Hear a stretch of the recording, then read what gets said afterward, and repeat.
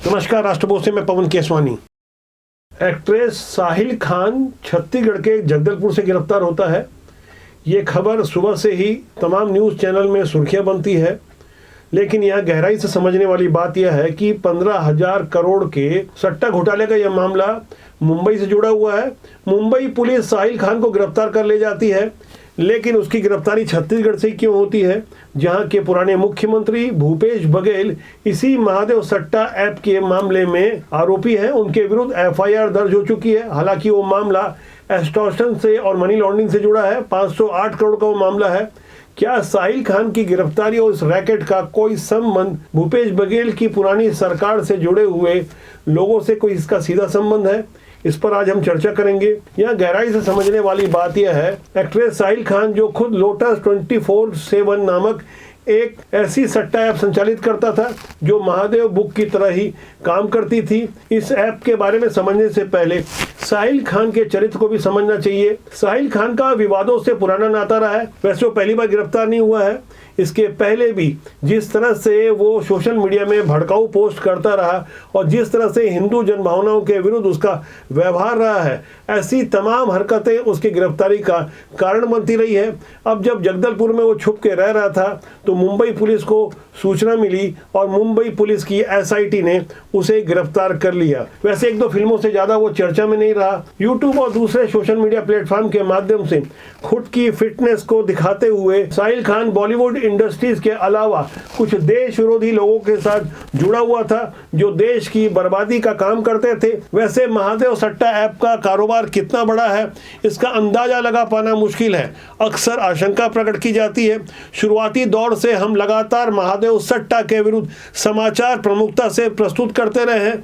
हमें शुरुआत में ही 1 करोड़ का नोटिस मिला। खुद मेरे नाम से सौरभ चंद्राकर और रवि उप्पल नामक महादेव सट्टा के ये देश विरोधी तत्वों ने जो नोटिस दिया, उसके बाद उस नोटिस को हमने चुनौती के रूप में स्वीकार किया। उसके बाद हमने महादेव सट्टा और उससे जुड़े हुए सफेद पोशों को लगातार बेनकाब किया है। यहाँ गौर करने वाली बात यह है कि महादेव सट्टा ऐप से जुड़े लोगों की गिरफ्तारी को भांप कर अब सटोरिये नए नए नाम से ऑनलाइन सट्टा ऐप और आईडी लेकर रोज करोड़ों का सट्टा लगा रहे हैं। हाल में ही कोलकाता और गोवा से पकड़े गए सट्टेबाजों ने पूछताछ में बताया कि महादेव ऐप की तरह अंबानी सट्टा बुक, रेड्डी अन्ना ऐप, MD 143 जैसे दर्जन भर से अधिक ऐप की आईडी लाखों रुपए में लेकर वे पुलिस की गिरफ्त से बचने कोलकाता, दिल्ली, गोवा समेत अन्य महानगरों में दांव लगाने केवल 100 रुपए में पासवर्ड आईडी लेकर ऑनलाइन क्रिकेट सट्टा खिला रहे थे। छत्तीसगढ़ में जन्म लेने वाला महादेव सट्टा ऐप किस तरह से दुबई में अपने पैर जमा चुका है और छत्तीसगढ़ के पुराने राजनेता किस तरह से इस सट्टे के काले कारोबार से जुड़े रहे हैं, इस पर अब जांच हो रही है। शिकंजा कसा जा रहा है। लोकसभा चुनाव प्रचार के दौरान भूपेश बघेल के चेहरे की हवाइयां उड़ी हुई थी। आपने साफ तौर पर उन्हें देखा होगा। कई बार वो अपने ही कार्यकर्ताओं पर खींच उतारते रहे, जिस तरह की भाषा शैली का इस्तेमाल करते रहे वो भी आपने देखा होगा। किस तरह से बेलगांव में अपने ही कार्यकर्ताओं से वो भिड़ गए और यहाँ तक मतदान वाले दिन भी वो अपनी खींच निकालने के लिए अपने कार्यकर्ताओं के साथ मतदान केंद्र के अंदर घुस गए। बोला बोला है तो से बात करते हैं। मोला बोले मैं आ गया।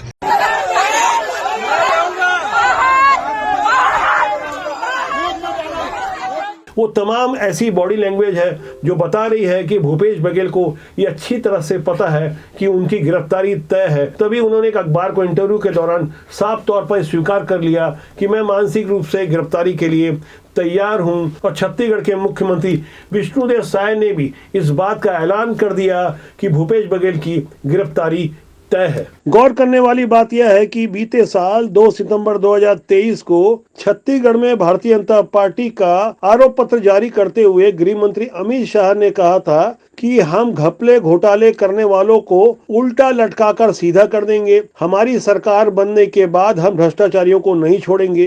जब हम शासन में आएंगे तब भ्रष्टाचार करने वालों को उल्टा लटकाकर सीधा करेंगे, तब बाहर आएंगे।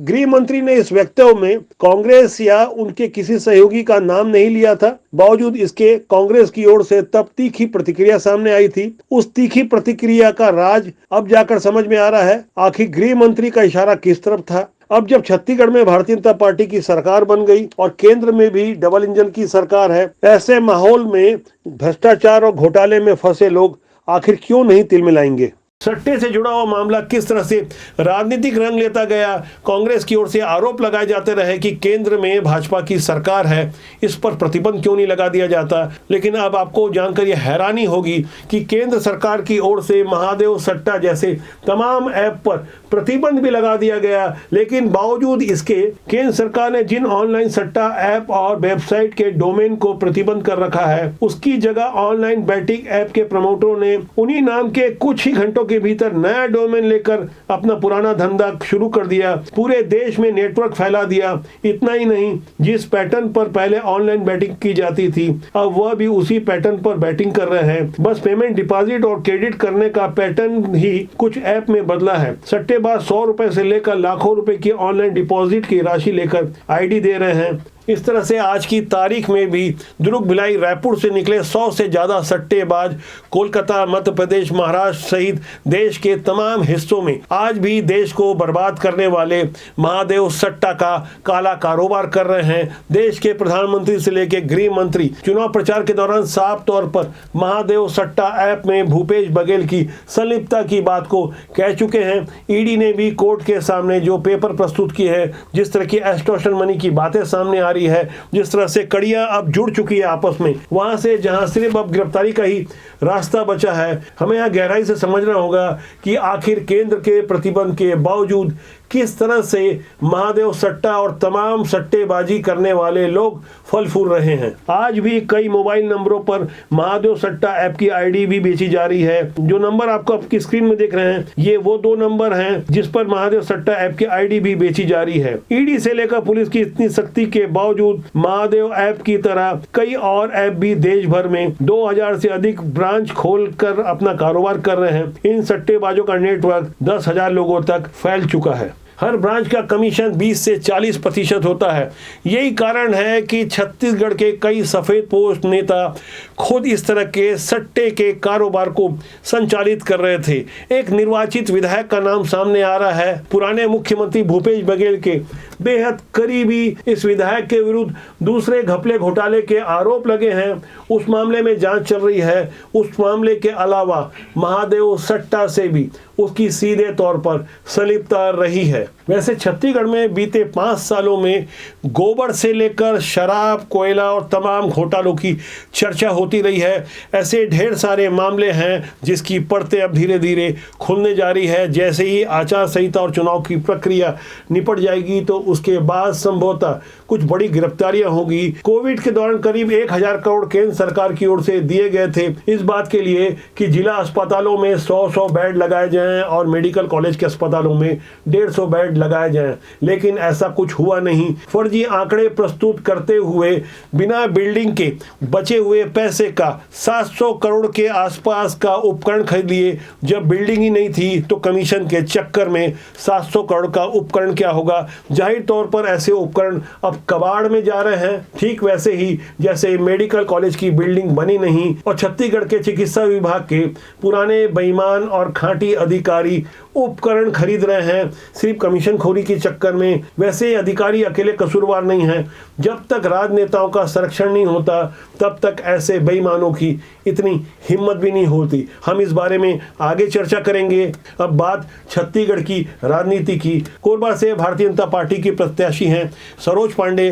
खासकर छत्तीसगढ़ की राजनीति में बेहद चर्चित नाम है। इनके विरुद्ध चुनाव आयोग का एक नोटिस जारी हुआ है। आरोप है कि अपने लोकसभा क्षेत्र के चिरमिरी में जहां बागेश्वर धाम के पंडित धीरेन्द्र कृष्ण शास्त्री की सभा हो रही थी, ये मंच में चली गई और मंच के आसपास इनके पोस्टर भी लग गए और इनके विरोधी कांग्रेसियों का आरोप है, जिन्होंने शिकायत प्रस्तुत की कि पंडित धीरेन्द्र कृष्ण शास्त्री के सानिध्य का इन्हें भरपूर लाभ मिल रहा है। यहाँ गौर करने वाली बात यह है कि भारतीय जनता पार्टी की पहचान ही सनातन के करीब काम करने की रही है। जिस तरह से भारतीय जनता पार्टी खुलकर हिंदुत्व की राजनीति करती है, वहाँ कहीं न कहीं कांग्रेस अक्सर बैकफुट पर खड़े नजर आती है। सरोज पांडे का सीधा मुकाबला कांग्रेस की ज्योत्सना महंत से है, जो 2019 में कोरबा से विजयी रही थी। उसके पहले उनके पति और मौजूदा समय में नेता प्रतिपक्ष डॉक्टर चरणदास महंत भी यहां से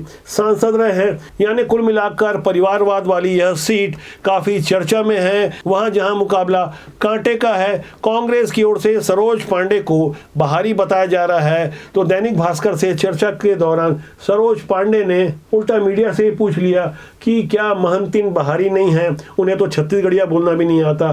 तमाम ऐसे वार पलटवार कहीं ना कहीं राजनीति की दशा दिशा को बेहद रोचक बना देते हैं। वहां हमें समझना होगा कि क्या वास्तव में मूल्यों की राजनीति हो रही है, योग्यता की राजनीति हो रही है, विचारधारा की राजनीति हो रही है, क्या देश और समाज के सिस्टम को परिवर्तन करने की राजनीति हो रही है, या कोरे आरोप प्रत्यारोप हो रहे हैं। जहां योग्यता गौण हो जाती है, विचारधारा गौण हो जाती है, वहां कहीं ना कहीं प्रोपोगंडा पॉलिटिक्स हावी हो जाती है। कोई किसी के खिलाफ शिकायत करता है तो चर्चा बन जाती है, कोई ऐसा जानबूझकर विवादित बोल देता है जिससे चर्चा हो जाती है। ऐसी राजनीति को देश की जनता भी अब खूब समझ रही है, इसलिए हमें योग्य प्रत्याशी को चुनना चाहिए जिससे देश और समाज का भला हो। तो आज के अंक के लिए इतना ही। मेरी आपसे फिर जल्दी मुलाकात होगी। मेरा आपसे आग्रह कि चैनल को देखें, लाइक करें, शेयर करें और कोशिश करें कि राजनीति में अच्छे लोगों को आप प्रमोट करें, क्योंकि राजनीति बुरी नहीं होती, उसमें काम करने लोग अच्छे या बुरे होते हैं। नमस्कार।